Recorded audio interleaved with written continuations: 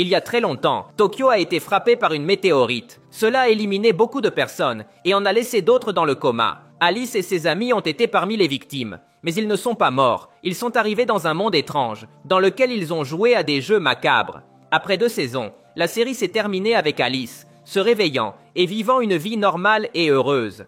Mais maintenant Netflix nous apporte une 3e saison, Alice in Borderland, et elle affrontera de nouveaux jeux mortels.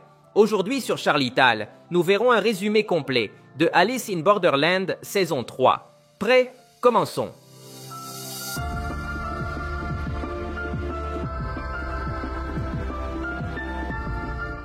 Des années se sont écoulées depuis que cette météorite est tombée au centre de Tokyo, ce qui a provoqué l'entrée d'Alice et de ses amis dans les jeux de Borderland. Maintenant, dans le monde réel, Alice est interrogée par le docteur Ryuji, qui enquête sur les jeux et le voyage que beaucoup disent se produire lorsque l'on est au bord de la mort. Alice et Usagi sont heureux ensemble, mais elle a commencé à s'obséder avec son père, qu'elle a commencé à voir au bord d'une falaise en train de se donner la mort. Grâce à son enquête, Ryuji parvient à être invité à un séminaire secret, auquel ont assisté quelques personnes comme lui. Là, un guide leur dit de s'asseoir à la table et de commencer à jouer à un jeu de cartes qui consiste à rester avec le Joker. Celui qui reste sans carte et avec le Joker sera électrocuté presque au début, pour mourir en même temps. Ryuji se concentre pour ne pas perdre ses nerfs, et parvient ainsi à atteindre la manche finale. Il offre à son rival la victoire sur un plateau d'argent. Mais lui, méfiant, choisit la carte qui n'est pas le Joker. Ryuji gagne. Et ainsi il fait la connaissance de Banda, le citoyen de Borderland, qui lui dit qu'il pourra y entrer s'il le souhaite. Pendant ce temps, Alice rencontre Anne, qui lui dit qu'elle ne le reconnaît pas, mais qu'ils s'étaient déjà rencontrés auparavant. Cette visite va être très importante, car Alice découvre qu'après avoir eu un déjà-vu sur la plage, Usagi a disparu. Elle l'a appelé pendant quelques secondes pour s'excuser, et après cela, selon Banda, elle est entrée à Borderland, parce que les jeux vont reprendre. À partir de ce moment, Alice ne pense plus qu'à sauver Usagi, mais pour cela, il doit entrer à Borderland. Il rend visite à Anne, qui possède une drogue capable de provoquer un arrêt cardiaque et de le ramener à la vie 1 ou 2 minutes plus tard. Et elle lui explique que Borderland n'est rien de plus qu'un lieu de conscience collective où entrent les personnes sur le point de mourir. Là-bas, le temps passe beaucoup plus lentement que dans la vie réelle. Alice lui demande de l'injecter avec la drogue, sachant que pendant 1 ou 2 minutes dans la vie réelle, il pourra trouver Usagi à Borderland. Anne accepte, et ainsi Alice retourne à Borderland. Là, il trouve tout vide et un chemin direct vers le premier jeu, situé dans un temple. Là, il rencontre le reste des joueurs. Il était le dernier manquant pour commencer le jeu. Un jeu dans lequel ils doivent résoudre des énigmes, avec plusieurs réponses. S'ils n'en trouvent pas un certain nombre, des flèches enflammées attaqueront tous les participants pendant un moment. Après plusieurs manches et beaucoup de morts, arrive une où les attendent des centaines et des centaines de flèches. Ils savent que s'ils ne trouvent pas d'abri, tous ceux qui restent mourront. Alice parvient à déchiffrer à temps tout ce que disent les différentes énigmes, et ils arrivent dans une zone où ils trouvent un abri souterrain, dans lequel presque tous parviennent à entrer. Et ainsi, ils avancent vers le deuxième jeu. Après avoir vu une énorme carte du Joker, tous se réfugient dans un endroit proche, en attendant le deuxième jeu. Alice ne pense qu'à trouver Usagi le plus vite possible, car n'importe quel jeu où elle se trouve pourrait la tuer. Le lendemain, ils vont au deuxième jeu. Là, ils rencontrent d'autres joueurs, parmi lesquels Usagi ne se trouve pas. Le deuxième jeu inclut également des cartes. Ils doivent sélectionner un autre joueur, en le touchant sur le corps pour le défier en duel. Dans ce jeu, certains ont la carte du zombie, et s'ils l'ont reçue, ils doivent contaminer les autres. Il y a aussi des cartes de soins, et des cartes pour tuer les zombies, et éviter qu'ils se propagent. Si à la fin de plusieurs manches, il y a plus de zombies que de personnes non infectées, les zombies gagnent, et l'inverse se produit aussi. Immédiatement, ils commencent à tracer des stratégies pour essayer de faire en sorte que le plus grand nombre possible arrive à la fin du jeu. Alors apparaît une fille appelée Rei, et grâce à son habileté à convaincre, elle parvient à ce que le groupe d'Alice suive sa stratégie. Après plusieurs morts, Rei découvre qu'Alice avait une carte de zombie depuis le début, et que son plan, depuis que le jeu a commencé, était d'infecter la majorité, pour s'assurer que le plus grand nombre possible de participants survivent.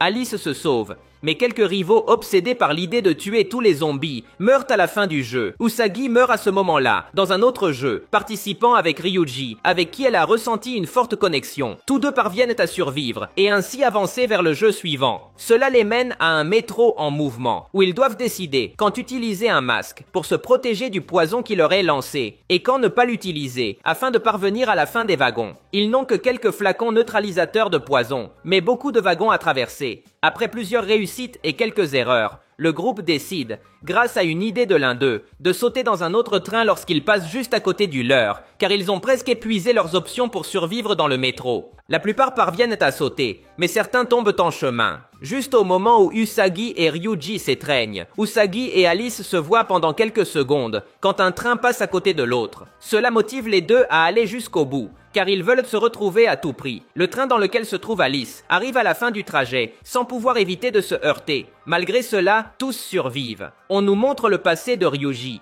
Il connaissait une fille qui, comme lui, s'intéressait à savoir ce qui se passe après la mort. Elle s'est portée volontaire pour subir un arrêt cardiaque et ainsi expérimenter l'au-delà. Motivé à avancer dans sa thèse, Ryuji a accepté sans considérer la possibilité que la fille puisse vraiment mourir. Sa mort est ce qui l'a conduit là, car il est prêt à tout faire pour prouver que ce monde parallèle existe quand quelqu'un est sur le point de mourir. Banda lui avait dit avant d'entrer que s'il voulait vraiment savoir ce qu'est ce monde et tout ce qui concerne la mort, il devait tuer Usagi avant que les jeux ne se terminent.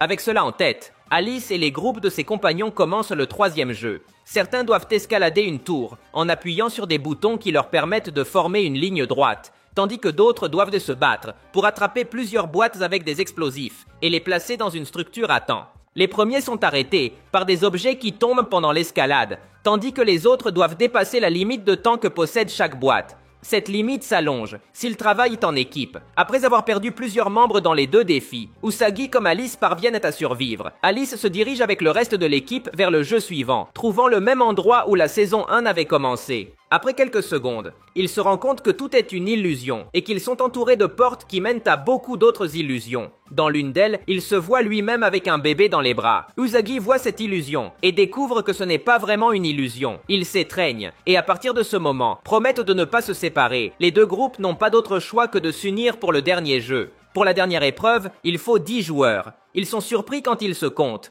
et voient qu'ils sont 9. À ce moment, Alice dit à Usagi qu'avant d'entrer à Borderland, il a découvert qu'elle est enceinte. L'explication du jeu commence dans une salle reliée à beaucoup d'autres par des portes. Ces portes doivent être choisies par chacun, en fonction de l'avenir qu'ils veulent pour eux-mêmes. D'abord, ils doivent lancer des dés, qui détermineront le nombre maximum de joueurs, pouvant passer par les différentes portes. Ils doivent veiller à ne laisser personne derrière, et se mettre d'accord pour trouver une seule sortie. Après avoir affronté toutes les options que leur réserve l'avenir et pris des décisions, certains pensant à eux-mêmes, et d'autres au bien commun, seuls 7 arrivent à l'endroit où se trouve la porte de sortie. Le dé indique 7. Mais comme Usagi est enceinte, l'un d'eux doit rester dans cette salle pour que les autres puissent sortir et ainsi compléter tous les jeux. Alice décide, contre la volonté d'Usagi, de se sacrifier et de rester à l'intérieur. Il fait promettre à Ryuji de prendre soin d'elle et de leur bébé. Quand tous sortent, Alice voit comment Ryuji sort une arme, la tient près de la tête d'Usagi. Ryuji regrette et ne tire pas. De nulle part, le jeu dit à Alice qu'en réalité, il est le gagnant et que les autres sont condamnés à une mort horrible. Dehors commence une énorme destruction. Un grand courant d'eau ravage tout sur son passage, et aussi Usagi, qui est entraîné vers le bas par le courant. Sans réfléchir, Alice se jette à l'eau. Dans le monde des vivants, à peine une minute s'est écoulée depuis qu'Alice s'est injecté la drogue. Anne se rend compte de la façon dont Banda apparaît et tente d'en finir avec Alice. Anne parvient à l'éviter et réussit à faire revenir Alice à la surface pour tenter de retrouver Usagi. Soudain, le temps s'arrête et apparaît un homme qu'Alice croit être le Joker. Il lui dit que le Joker n'existe pas en tant que tel, que ce n'est qu'une des nombreuses cartes qui composent le jeu de cartes. Il lui montre qu'il y a 2 possibilités pour son destin. La mort, qui fera que tout se calme, ou la vie, qui est pleine d'obstacles. Alice choisit la vie, et donc Usagi. Bien que le gardien lui dise qu'il ne peut pas lui garantir qu'elle soit revenue dans le monde réel, Alice saute à l'eau, parvient à l'atteindre, et après l'avoir sauvée, tous deux voient comment Ryuji est entraîné à sa mort. De retour dans le monde réel, Usagi se réveille. Tous deux célèbrent heureux d'être en vie, tout en observant comment on emporte le corps de Ryuji, qui est mort. Certains du groupe ont aussi survécu au courant et profitent maintenant de leur vie dans une ville encore en reconstruction. Au centre de thérapie, Alice retrouve d'anciens joueurs de Borderlands. Ils lui racontent leurs propres expériences. Plus tard, Usagi et Alice sont en train de choisir un nom pour leur bébé, qui sera une fille. Un petit tremblement de terre secoue l'endroit. Un reportage télévisé avertit que des tremblements de terre frappent plusieurs parties du monde. Alice et ses compagnons regardent la télévision, tandis que dans une autre partie du monde, précisément aux États-Unis, deux garçons entrent dans un restaurant et demandent quelque chose à boire. La personne qui les sert s'appelle Alice. C'est tout pour aujourd'hui. Si vous avez aimé la vidéo, cela m'aiderait beaucoup que vous laissiez un like. Ce serait légendaire. De plus, n'oubliez pas de vous abonner pour voir plus de vidéos comme celle-ci. Merci de m'avoir écouté. Je m'appelle Charlie et on se voit dans le futur.